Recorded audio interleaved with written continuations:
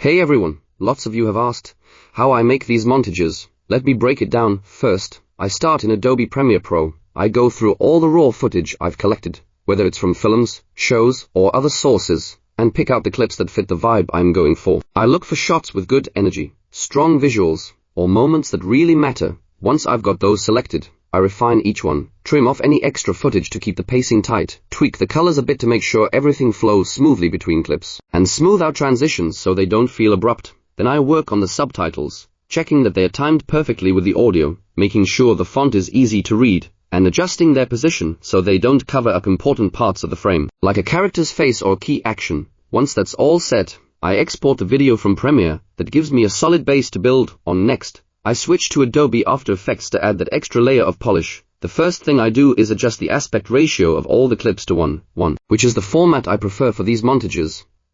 Then I center each frame to keep the focus where it should be. A really important step here is using the tracker tool to stabilize the character's face. If the camera moves around a lot, the subject can drift out of the frame, which is distracting, so the tracker locks onto their face to keep it steady, even if the footage is a bit shaky. While I'm at it, I add some filters too, maybe a soft glow to warm things up, a little contrast to make the colors pop, or a subtle vignette to draw the eye to the center. After the visuals are looking sharp, it's time for the music. I pick a track that matches the montage's energy, something with a clear beat to sync the edits to. I listen through the song, marking the key moments, drum hits, bass drops, those little peaks that make the music feel alive. Then I line up the clip cuts with those moments. It's like matching the video to the rhythm, and it makes the whole thing feel way more dynamic. It takes a little trial and error to get the timing just right, but when it clicks, it's totally worth it. Finally, I bring the subtitles over from Premiere into After Effects.